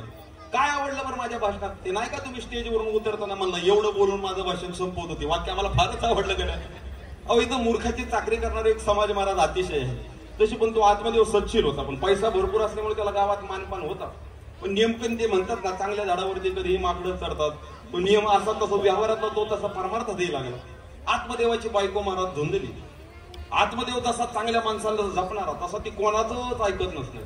ती कायम नवऱ्याच्या विरुद्ध वागणारी. अशा बऱ्याच धुंदल्या आहेत गड्या अलीकडे सुद्धा. त्यांना नवऱ्याच्या मताशी अजिबात देणं घेणं नाही. ती फक्त कायम नवऱ्याच्या विरुद्धच वागत राहते. आणि त्या धुंदलीने आत्मदेवाला इतका त्रास द्यायला सुरुवात केला. पण तरी देखील आत्मदेव आता आपलेच दात, आपली जीभ, आपलं गप बसायचं. पण परिणाम असा झाला की आत्मदेवाला मूलबाळ झालं नाही. आणि जुना काळ होता महाराज, निपुत्रिकाला म्हणती पाहावं चांडाळ, एखाद्याला मुलगा नाही झाला तर तुकोबराचा 13 चरणात अभंग आहे बघा की अभंगाची सुरुवात काय, विठ्ठल विठ्ठल ऐसा हा लौकिक कदा राखविना पतित पावना देवराया संसार करिता मनिता हा दोषी टाकीत आळसी पोट पोसा. त्या अभंगामध्ये तुकोबराय सांगतात काय करायला लागलं तरी तर माणसंच तुम्हाला नावच ठेवणार आहे. एखादा संसार करायला गेला त्याला काय काम धंदा आहे, एखादा संसार टाकून गेला तर तो मूर्ख आहे, त्याला संसार कळत नाही. एखादा संतांच्या संगतीत गेला त्याला काम धंदा नाही, उठलं की सुटलं रोज टाळ कुठत बसतो. आणि एखादा संतांच्या संगतीत नाही गेला त्याला चांगल्या माणसाच्या संगतीत जायची अक्कल आहे का. एखादा श्रीमंत असेल तर धनवंत आला की धनवंताला गर्व करणार, गर्व आहे तो 4 माणसात बसणारा उठणार नाही. आणि एखादा गरीब असेल पाप त्याचं आडवं म्हणून त्याच्याकडे पैसा नाही. एखादा रोज दारात येत असेल तर त्याने आमच्या दाराचा उमरा झेलवला. आणि एखादा रोजच दारात येत असेल तर तो मूर्ख. एखादा येतच नसेल तर त्याच्यासारखा गर्विष्ठ माणूस आम्ही गावात पाहिला नाही. एखादा बोलत असेल तर भाऊ बोलत जाता म्हणत या वाचाळ. एखाद्या जास्त बोलणाऱ्या म्हणतात ते वाचाळ आहे. आणि एखादं बोलतच नसेल ते गर्विष्ठ आहे, त्याला 4 माणसात बसणं उठण्याची काही अक्कल नाही. तुकोबराय सांगतात जगाच्या नादी तुम्ही लागू नका, तुमच्या मनाला जे चांगलं वाटतंय ते करत राहा. आत्मदेवाला अख्खं गाव नावं ठेवायला, त्याच्याकडून कोण पूजा अर्चा करून घेणार. मग आत्मदेवाला दुःख झालं. मला वाटतंय भगवद्गीतेत 2ऱ्या अध्यायामध्ये अर्जुनाचा आणि भगवान श्रीकृष्णाचा संवाद आहे. अर्जुनाने ज्यावेळेस धनुष्य टाकून दिलं आणि अर्जुन निघाला त्यावेळेस भगवंत सांगतात हे बघ अर्जुना, तू इथं धनुष्य टाकून निघाला, पण जर आता तू ह्या युद्धातून पळून गेला तर तुझी पोरं तुला योद्धा म्हणणार नाही, तर हिथून पुढचा येणारा समाज म्हणणार अर्जुन हा पळपुटा होता. आणि ह्या जगात चांगल्या माणसाच्या अंगावरती इज्जतीचं म्हणजे त्याच्या इज्जतीवर जर शिंतोडे उडत असतील तर त्याला जिवंतपणे मरण आल्यासारखं होतं. अरे तू धनुष्य टाकून गेला तर येथे वडील जे जे करी या नाम धर्म ठेवीत लेरानुष्ठ ते सगळं सामान्य जन. तुझ्या पोरांनी काय म्हणायचं, आमचा बाप पळून गेला म्हणून आम्ही पळून जातो. तसं त्या आत्मदेवाला सहन झालं नाही, त्याच्या इज्जतीवर उडणारी डाग. तो जीव द्यायला निघाला. आमचे गुरुवारी नामदेव शामगावकर म्हणाले हे तर माणूस काही करू शकतो पण जीव अजिबात देऊ शकत नाही. आणि तो एका तळ्याच्या काठी गेला रडत बसला. रडता रडता एका साधूची नजर त्याच्यावरती गेली. साधूने येऊन विचारलं कथम रोजती विप्रत्वं काते चिंता बरेसी वदत्वं सत्वरम यशस्वी दुःखस्य कारण. अहो ब्राह्मण बुवा रडण्याचं काय कारण, तुमचं कारण मला सांगा, मी तुम्हाला काय ते तुमचं कारण मिटवून टाकतो. आत्मदेवाला आधार आला. ह्या जगामध्ये तुम्ही चांगलं मोठं झाल्यानंतर सगळे तुमच्या सोबत येतील, पण इथं आधार देणारी माणसं कमी आहेत. आधार दिलं म्हणजे माणसाला जरा बरं वाटतं. आत्मदेवाला आधार भेटला, आत्मदेव आनंदी झाला. त्याने दुःख सांगितलं. त्या साधूने सांगितलं तुला ह्या जन्मात काय गड्या मुलगा होणार नाही. आत्मदेव रडायला लागला. आता काय सांगू नका, मला पोरग द्या गड्या, काय करा पण मला मुलगाच द्या. त्याने सांगायला सुरुवात केली अरे सगरासारख्या राजाला सुद्धा पोरांनी त्रास दिला, तिथं 2 पोरं आमच्या बरगडे उघड्या करतात आणि तुला कशाला मुलगा पाहिजे. उग झालेली मुलं जेवढी त्रास देतात त्यापेक्षा न झालेली बरी. आणि आत्मदेव काय ऐकायला तयार नाही. आत्मदेवाने सांगितलं काही करा पण मला मुलगा द्या. मग साधूला जरा बरं साधूला थोडं वाईट वाटलं. साधूने स्वतःच्या थोडी धावती सांगतो का ऐका, स्वतःच्या तपश्चर्येवरती एक फळ दिलं, सांगितलं जा तुझ्या बायकोला चार, तुला मुलगा होऊन जाईल. आता आत्मदेवाची बायको मारा त्याच्या उलटच वागणार. बायकोला फळ दिलं, तिने टाकलं गायला आणि सांगितलं चिरगुटे घालून वाढविले पोट गर्भार पोपट जनामध्ये. चिरगुट बांधली सांगायला लागली मी गरोदर राहिली. इकडे गायला फळ टाकलं, तिलाच महाराज मुलगा झाला. पण तो मुलगा फक्त त्याचे कान गायच्या कानासारखे होते म्हणून त्याचं नाव गोकर्ण ठेवलं. तिने काय केलं, स्वतःच्या बहिणीला जवळ केलं. तिला सांगितलं तुझं जन्मलेलं नुकतंच पोरग मला दे, त्याच्या बदल्यात पैसा घे. मग तिचं मुलगा आणलं त्याचं नाव ठेवलं काय, धुंदुकारी.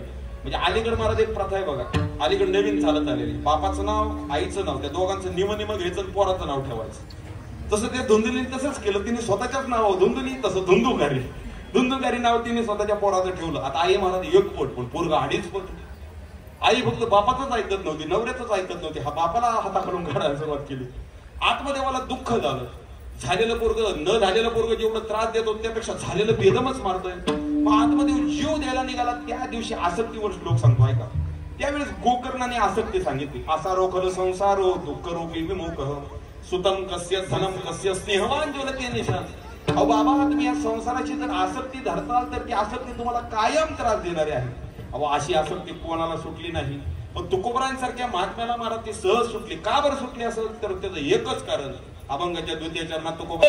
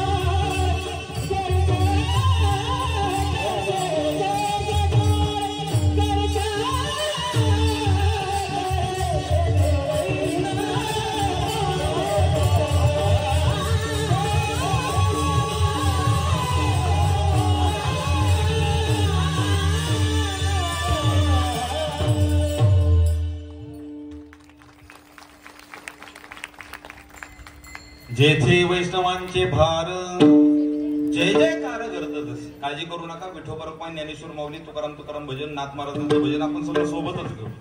फक्त एक व्यावहारिक उदाहरण देतो, ऐका. तुकोबाराय सावध झाल्याचं कारण तुकोबारायांनी सांगितलं. मी वैष्णवांच्या संगतीत गेलो. वैष्णवांच्या संगतीत गेल्यामुळे परिणाम काय झाला? माझी झोप पडून गेली, माझं पापही निवृत्त झालं. आता धावतं जाऊ. डायरेक्ट 14 चरणाच्या आपण चाललो. ऐका काय असतं, ह्या जगात माणसाला दुःख देणाऱ्या बऱ्याच गोष्टी आहेत. त्याची सगळ्यात महत्वाची गोष्ट कोणती असेल तर माणसाची संगत. चुकीच्या व्यक्तीच्या संगतीत गेल्यानंतर जेवढं दुःख होतं तेवढं माणसाला कुठंच होत नाही. माणसाची जीभ माणसाला कायम दुःखात ढकलते. 4 शास्त्रकारांनी किंवा संतांनी 4 कारणं सांगितलीत माणसाला दुःखात जाण्याची. एक माणसाची जीभ, माणसाची चुकीची संगत, दुसरा माणसाचा अहंकार, मी नाम अहंकार, आणि चौथा माणसाची ममता. म्हणजे प्रत्येक गोष्टीला माझं म्हणणं. ह्या 2 गोष्टी, ह्या 4 गोष्टी माणसाला कायम दुःखात ढकलतात. एक उदाहरण देतो आणि पूर्ण विराम देतो, ऐका. आता संगतीवर तर आपण बोलतोयच गड्या, कारण प्रमाण आलंय. माणसाची चुकीची संगत माणसाला जशी दुःखात ढकलते, अहो संगतीमध्ये एवढा गुण आहे की तिथं लोखंडाला सोनं आणि सोन्याला लोखंड करण्याची ताकद महाराज संगतीमध्ये आहे. संगती इथं जीवनाची अतिशय महत्वाची आहे. दुसरा आहे माणसाचा अहंकार. अहंकार माणसाला कायम दुःखात ढकलतो. कसं काय बरं? तुम्हाला पटणार नाही पण पटवून देतो. इथं माणसाला माझ्यासारखं कोणच नाही, मी सगळं केलं असं जर तो सेल्फिशपणाने सगळं स्वतः श्रेय घ्यायला लागला, त्याच्या पाठीमागे कोणच राहत नाही. जास्ती तुझं गुंती ती तो मोकल त्याने. अहंकार झालेल्या माणसाला कोण स्वतःच्या घरासमोर सुद्धा ठेवत नाही. तुकोबाराय प्रमाण देतात, अहंकार तो नासा भेद जगे निंद कोवळा. अहंकारी माणसाला लोकनिंदेला समोर जावं लागतं. अहंकारी माणसाला दुःखाला समोर जावं लागतं. पटासाठी एक दृष्टांत देत होतो. काय झालं, एक चांगला मूर्तिकार होता आपल्याच गावचा. समजा चांगला मूर्तिकार होता. देवाने त्याला एक गुण दिले की समोर त्याच्या जर माणूस उभा केला तर तो एका दिवसात त्याच्यासारखी डिक्टो सेम टू सेम तशी तो मूर्ती तयार करायचा. कान, नाक सगळं जागची जागेवर. आणि तो मूर्तिकार एका ज्योतिषापाशी गेला. ज्योतिषाला स्वतःचा हात दाखवला आणि सांगितलं, सांगा माझं भविष्य. महाराज ज्योतिषी खरं बोलणार होता. उगाच 5,000 रुपयासाठी खोटं अजिबात बोलत नव्हतं. ज्योतिषाने हात पाहिला आणि त्या मूर्तिकाराला सांगितलं, तुम्ही चूक केली कडे माझ्याकडे येऊन. का बरं? अहो येणाऱ्या 12व्या दिवशी तुम्हाला दुपारी 2 वाजता यम न्यायला येणार आहे. आता यम न्यायला येणार म्हणजे काय, सासरवाडीला किंवा माहेराला न्यायला येणार नाही. यम न्यायला येणार म्हणजे डिपॉझिटच जात. ज्ञानोबा सांगतात, आगामर बोलणं चाहती. इथं एखाद्याला तिकडे जाऊन मर म्हणलं तरी सहन होत नाही. आणि तो म्हणायला लागला, मला यम न्यायला येणार. ज्योतिषाने सांगितलं, जर तुला 12व्या दिवशी दुपारी 2 वाजता यमाने नेलं नाही, म्हणजे तू मेला नाही, तर मी माझं सगळं पंचांग समुद्रात सोडून देऊ. बापरे, एवढं कठीण आणि एवढं दामात बोलल्यामुळे त्याला खरं वाटलं. आता त्याला काळजी लागली, आपल्याला 12 दिवसानंतर मरायचं. आता मरणाची भीती महाराज हे तर प्रत्येकाला आहे. इथं सगळ्यात मोठी भीती कोणती असेल तर ती मरणाची. मरणाच्या भीतीपेक्षा मोठी भीती या जगात कोणतीच नाही. मग त्यांनी विचार केला की आता 12व्या दिवशी तर मरायचंय, पण काहीतरी युक्तिवाद केला पाहिजे, काहीतरी मधला मार्ग काढला पाहिजे गड्या. नाहीतर उगाच ईडीच्या नादी कुठं लागतात. काहीतरी मधला मार्ग पाहिजे. म्हणजे मी परमार्थाला सांगतोय, तुम्ही दुसरीकडे अजिबात जाऊ नये. मग मधला मार्ग काढायचा म्हणून त्यांनी काय केलं, तर त्यांनी स्वतःसारख्या दिसणाऱ्या 11 दिवसात 11 मूर्त्या तयार केल्या. स्वतःसारख्या कान, नाक, डोळं, केस, उंची, वजन सगळं सारखं. आणि 11 दिवसामध्ये त्यांनी एक प्राणायाम सुरू केला. कोणता? तर कपालभाती, भस्त्रिका सगळं त्यांनी केलं. आणि एक प्राणायाम केला. स्वतःचा श्वास जास्त वेळ थांबायसाठी त्यांनी प्रयत्न चालू केला. आता मरायचं कायमचा थांबण्यापेक्षा थोडा वेळ थांबवलेला कधीही बरं. त्यांनी असं बघत बघत 12व्या दिवशी स्वतःचा श्वास 10 मिनिटं थांबवायला सुरुवात केली. आणि ज्योतिषाने सांगितलेलं 12व्या दिवशी दुपारी 2 वाजता यम नेला येणार. 12व्या दिवशी दुपारी 2ला 5 मिनिटं कमी असतानाच 11 मूर्तीमध्ये तो गेला. निवांत जाऊन झोपला आणि स्वतःचा श्वास रोखून गेला. करेक्ट 2. मी दृष्टांत यासाठी देतोय, ऐका. मी दृष्टांत याच्यासाठी देतोय की माणसाचा अहंकार माणसाला कधी दुःखात ढकलत सांगू शकत नाही. आणि त्या मूर्त्यांमध्ये जाऊन बसला, स्वतःचा श्वास रोखून घेतला. आणि त्या यमाचे कार्यकर्ते तपासण्यासाठी आले. त्यांनी तपासणी सुरू केली. आता यमाने सांगितलेलं एक असा माणूस आहे भांडूप गावचा, त्याला उचलून आणा गड्या. यमाचे दूत खाली येऊन बघतात तर यमाने एकच जणाचा फोटो पाठवलाय, पण इथं दाजनानी सारखे यमाचे दूत एका आसपास चर्चा करायला लागली. आजपर्यंत आपण जुळं पाहिलं, आजपर्यंत तिला ऐकून होतो गड्या, पण दाजनानी एकसारखी दिसणारी. त्यांच्या लक्षात आलं आपली गाडी 5 सीटर आहे, काय न्यायचं झालं तर त्याच्यावर आपण नेऊ शकत नाही. त्यांनी आम्हाला सांगितलं, तुमचा वार्ड तुम्ही सांभाळा, आमच्या आटोक्याच्या बाहेरचा आहे गाडी, आम्ही अजिबात बघणार नाही. मग यम महाराज आले. आता यम म्हणजे यम त्यांच्या गाडीवरती त्यांच्या रेड्यावरती बसून आले. यम हे करत करत करत यम आले. यमाने येऊन पाहिलं तर खाली 12 जण सारखे दिसतात. यम विचार करायला लागले प्रॉडक्ट बनवताना मी एकच जण सारखा बनवलेला, तर 11 जण वाढले कसे? यमाच्या लक्षात आलं ह्याने काहीतरी युक्तिवाद केला, स्वतःच्या कलेचा ह्याने आसरा घेतला. मग यमाने एक युक्तिवाद सुरू केला. कोणता? ऐका, ह्या जगामध्ये प्रत्येकाला स्तुती भक्ष आपण प्रत्येक जण आहे. विठ्ठल नावाला फुकत आहोत. जगाच्या बापाला स्तुती आवडते तर आपल्याला का आवडणार नाही? अहो, कीर्तन झाल्यानंतर 2-4 जण येऊन म्हणले, काय महाराज तुम्ही कीर्तन केलं? महाराज माझी 24ची छाती 25 होणार. आणि तिथे एखादा म्हणला, काय महाराज तुम्ही कीर्तन केलं? अभंग आता तुमचा शेवट पण मिळत लागणार, माझी 24 आहे तेही 20 होणार. इथं प्रत्येकाला मला स्तुती प्रिय आहे. मग यमाने त्याची स्तुती करायला सुरुवात केली. ऐका यमाची स्तुती. काय मूर्तिकार आहे, काय देखण्या मूर्त्या तयार केल्या. अशा सुंदर मूर्त्या स्वर्गात, वैकुंठात, नरकात, मृत्यूलोकात कुठंच नाहीत गड्या. एवढा देखणा मूर्तिकार. अशी 5-6 वाक्य यमाने वापरली. पण 5-6 वाक्य बोलल्यानंतर यमाने फक्त पण नावाचा शब्द त्याच्यामध्ये टाकला. आता ऐका, व्याकरणामध्ये पण, जर आणि तर हे असे शब्द आहेत, ते जिथं येतील तिथं पाठीमागच्या वाक्याचा आणि पुढच्या वाक्यांचा सगळा संपूर्णच टाकतात. ते बाकीच्या वाक्यांचा सगळा अर्थ संपवून टाकतात. पटासाठी एक उदाहरण देतो. पण जर वाक्यात आलं समजून चालायचं, पाठीमागच्या वाक्याचा सगळा लोप झाला. लोप म्हणजे सगळं निघून गेलं. काय झालं? जुन्या काळातील किंवा आताचा दृष्टांत. एका गावच्या एकुलते एक मुलासाठी, म्हणजे पाटलाच्या मुलासाठी शेजारच्या गावच्या पाटलाच्या मुलीचं स्थळ आलं. आणि त्या गावची माणसं पाटलाचं घर शोधत शोधत गावात आले. गावात आल्यानंतर कट्ट्यावरती 4 माणसं बसलेली. आल्यानंतर त्यांनी विचारलं, अशा अशा पाटलाचं घर कुठं आहे हो? त्यांनी सांगितलं अशा अशा खालच्या अंगाला आहे. कशासाठी आला? ते म्हणले, अहो आमची एकुलती एक मुलगी आहे, त्या पाटलाच्या एकुलती एक मुलाला द्यायची, आमचे सोयरीक जमवायसाठी आम्ही गावात आलो. त्या 4 जणांचे कट्ट्यावर बसणारे एकाचं वाक्य आहे का, वा तुमच्या पोरीने नशीब काढलं गड्या, असा देखणा पोरगा तिला जिल्ह्यात भेटणार नाही. अहो पोरीने बसून जरी खाल्लं तर 7 कडे बसून खातील एवढं पाटलाकडे आहे. जाळलं तरी 70 वर्ष लागतील एवढी संपत्ती पाटलाकडे आहे. काय देखण्या घरी, काय चांगल्या घरी तुम्ही तुमची पोरगी देता. वा वा तुमच्या पोरीने नशीब काढलं. पण तसं मुलीचा बाप म्हणला, पण काय ते पंच नंतरच बोला. अहो तुमच्या मुलीने नशीब काढलं खरं, पण पाटलाच्या मुलाचं कळालं नाही तुम्हाला. पाटलाचा मुलगा संध्याकाळी झाली की रस्त्यांच्या नीट चालता येत नाही. तो संध्याकाळी झाली की 5ची लावून शंकराचा भक्त होऊनच चालतो गड्या. झालं. बाकीच्या पाठीमागच्या सगळ्या स्तुतीवरती पाणी फिरून गेलं. तसं यमाने एवढी स्तुती केली, पण टाकला आणि एक शब्द वापरला. काय देखणा मूर्तिकार, काय सुंदर मूर्तिकार. पण एका मूर्तीत चूक झाली. तसं झोपल्या झोपल्या ह्याला राग यायला लागला, ह्याला अहंकार जागा व्हायला लागला. यम माझ्या चुका काढतो गड्या. आता एकट्याने भागत नाही म्हणून यमाने 5-6 कार्यकर्ते जवळ गेले. हे बघ ना गड्या, काय देखण्या मूर्त्या आहेत, काय सुंदर मूर्त्या आहेत. असा मूर्तिकार या जगात कुठं होणार नाही. फक्त एका मूर्तीत चूक झाली. आता राजकारणावर झाला 5-6 जणांनी म्हणल्यामुळं. आणि आता झोपलेल्या मूर्तीतून उठून बसला आणि आम्हाला म्हणायला लागला, काय माझ्या चुका काढता, काय माझी चूक झाली, कोणत्या मूर्तीत चूक झाली, काय माझी चूक झाली. हे म्हणाले हीच चूक झाली, उचला घेऊन. दृष्टांत संपला सिद्धांताकडे. अहो माणसाचा अहंकार माणसाला कधी दुःखात ढकलत सांगू शकत नाही. म्हणून नामदेवराय सारखे संत देवाकडे विनंती करतात, अहंकार नाही, अहंकाराचा वारा सुद्धा आमच्या हरिभक्ताला लागू देऊ नका. अहंकाराचा वारा न लागो राजसा, माझ्या विष्णू दादा भाविकास. माणसाचा अहंकार माणसाला कधी दुःखात ढकलत सांगू शकत नाही. माणसाची संगती माणसाला दुःखात ढकलते, माणसाची जीभ माणसाला दुःखात ढकलते. महाभारत का झालंय तर एकच कारण. द्रौपदी फक्त एकच वाक्य बोलली, आंधळ्याची पोरं आणली. आता कथा सांगत नाही, आपला वेळ संपला गड्या. कधी योग परत आला तर आपण आवर्जून सांगू. थोडं काहीतरी मालिकेसारखं परत त्याला ठेवलं पाहिजे उद्याच्या भागात बघून. आणि माणसाचं माझं म्हणण्याचा घटक माणसाला कायम दुःखात ढकलतो. एवढा एक दृष्टांत देऊन लगेचच पूर्ण विराम देऊ. ऐका, तुम्ही प्रत्येक गोष्टीला माझं म्हणत गेला, प्रत्येक गोष्टीत तुम्ही ममता दाखवत गेला. अहो ममता महाराज जशी शरीराला देशाला घातक तशी शरीराला सुद्धा घातक. ममता माणसाला दुःखातच ढकलते. ममता म्हणजे प्रत्येक गोष्टीला माझं म्हणण्याचं. आता रेल्वे जवळून गेली म्हणून आपण रेल्वेचा एक दृष्टांत सांगू. ऐका, काय झालं, एक मुंबईचा माणूस पुण्याला निघाला. हाताच्या 10 बोटामध्ये 10 अंगठ्या, हातामध्ये सोन्याचं चांगलं 2-4 तोळ्याचं ब्रेसलेट, गळ्यामध्ये चांगला 4-5 तोळ्याचा असा कंडा, चांगली चेन, कडक कपडे, 4-5 हमाल, 4-5 बॅगे घेऊन, एक मोठा पेटी घेऊन, डोक्यावरती घेऊन रेल्वेच्या बाजूने निघाले. रेल्वेमध्ये जिथं रिझर्वेशन केलं त्या डब्यामध्ये आले. सगळ्या बॅगा ठेवल्या, ते चांगली मोठी अशी भरलेली कुलूप लावलेली पेटी त्या सीटाखाली ढकलली. आणि तो श्रीमंत माणूस त्या सीटवरती बसला. नेमकं ज्या सीटवरती तो बसलेला त्याच्या समोरच असे 2 मित्र बसले, अगदी जीवाभावाचे. आणि त्यांचं लक्ष राहून त्या कुलूप लावलेल्या बॅगेकडे जायचं. त्यांनी विचार केला, याच्या हातात एवढं आहे, मग त्या कुलूप लावलेल्या पेटीत किती असेल बरं गड्या. आणि त्यांचं लक्ष कायम त्या पेटीकडे जायचं.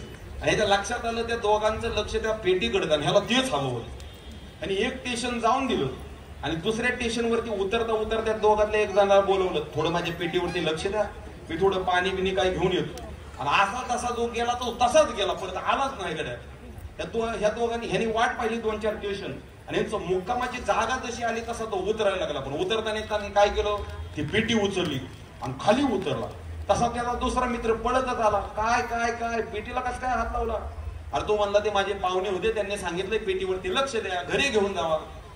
तसा तो मित्र राग आला, अरे पेटी माझे, तू कसं काय घेऊन चालला. आणि दोघांची भांडण तिथं रेल्वे स्टेशनवर सुरू झाली. इतकी भांडण पेटली, 5-50 माणसं गोळा झाली, 4-5 पोलीस गोळा झाले. एक जण म्हणायचा काय, त्यातला एक माझी पेटी आहे, दुसरा म्हणायचा माझीच पेटी आहे, एक च लावायचा, एक माझी म्हणायचा. असं दोघांची भांडण विकोपाला गेली. पोलीस आले ते म्हणाले भांडण करू नका, एक काम करा, ते कुलूप तोडतो आणि त्यातला काही माल असेल तो निमा दोघात वाटून घ्या. दोघं म्हणले चालतंय कडे. आता फुकटच होतं ते, महाराज फुकटचं धावलं, बापल्याक धावलं. ते फुकटचं असल्यामुळे त्यांनी ते कुलूप तोडायला सुरुवात केली. कुलूप तोडलं आणि जसं पेटीचं महाराज झाकण उघडलं तसं पेटीमधून काय निघालं असेल बरं, सोन्याची बिस्किट नाही, तोडलेला हात, तोडलेला पाय, तोडलेली बोट. आतापर्यंत त्यांचा मंत्र होता. आता त्याने काय केलं, त्या श्रीमंत माणसाने कोणाची तरी हत्या केली, ती हत्या करून त्या पेटीत प्लास्टिकच्या पिशवीत भरून टाकून ती पेटी महाराज रेल्वेमध्ये आली. त्याला तेच लागत होतं आणि नेमकं हे कावळे त्याच्या पिंजऱ्यात सापडले. आणि ह्या दोघांचा मंत्र आतापर्यंत चालू होता की पेटी माझे, पेटी माझी आहे. पण जसं ते साहित्य बाहेर निघायला लागलं, तोडलेले हात पाय बोट, तसा यांचा मंत्र बदलला. पेटीचा आमचा तुर्तास काहीच संबंध नाही. पोलीस म्हणाले संबंध काय नाही, उचला ह्याला जेलमध्ये टाका. अहो असं प्रत्येक गोष्टीला तुम्ही माझं म्हणत की बसला. मुक्त होता परी झाला बद्ध, घेऊन या छंद माझे.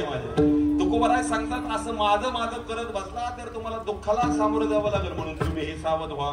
सावध झालो हरीच्या आलो जागरणा, जेथे वैष्णवांचा फार जे जेकार करत तसे, पळून या गेली झोप होते पाप अडत. मी संतांच्या संगतीत गेल्यामुळे माझं पाप निघून गेलं, माझी वासना संपून गेली, माझा काम संपून गेला, परिणाम माझं पापही निघून गेलं. आणि ते पाप कसं निघून गेलं तर त्यासाठी मी संतांच्या संगतीत येऊन कीर्तनात झोपलो नाही गड्या. मग तिथं जाऊन मी संतांच्या संगतीत भजन केलं. असं भजन आपल्यालाही करणं गरजेचं आहे. म्हणजे ज्यांच्या कानावरती माझा आवाज येतोय त्या सर्वांनी हाताने टाळी आणि मुखाने अगदी ताकदीने भजन करा. ऐका, चालू झाल्यानंतर का भजन करावं तर हे एकच कारण आहे, आपली महाराज इच्छा आहे देवाकडून काहीतरी प्राप्त व्हावं. आपण ज्या दिवशी मंदिरामध्ये जातो, देवाचं दर्शन घेतो, त्यावेळेस आपल्या मुखातून एकच वाक्य येतं, कोणतं, देवा मला सुखात ठेव. सुख नावाचा शब्द महाराज 2च शब्दात आहे, पण त्याची व्याप्ती जर करायला गेला तर त्याच्या पाठीमागं सुखात ठेव, त्याचं आरोग्य चांगलं पाहिजे, त्याच्या बायकोचं चांगलं पाहिजे, त्याच्या पोराचं चांगलं पाहिजे, याला सत्ता पाहिजे, संपत्ती पाहिजे. मग जर आपल्याला वाटत असेल देवाने थोडं का होईना आपल्याला पुण्य द्यावं आणि आपल्या थोड्या का होईना इच्छा पूर्ण कराव्या, त्यासाठी सर्वांनी हाताने टाळीन मुखाने अगदी ताकदीने भजन विठोबा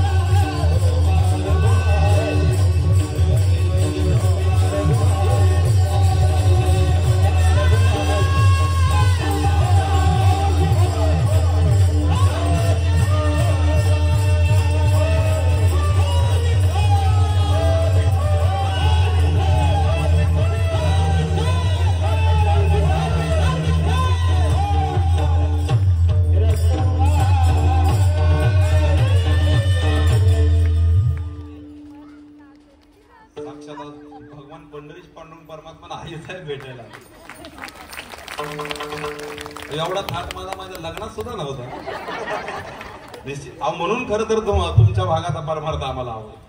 निश्चित करायचा तर आनंदाने करायचा. आणि इथं खरं तर आनंद हा सात्विक आनंद आहे. तामसी राजत घ्यायच्या जागा वेगळ्या, इथं खरं तर सात्विक आनंद प्राप्त व्हायसाठी आपण यावं.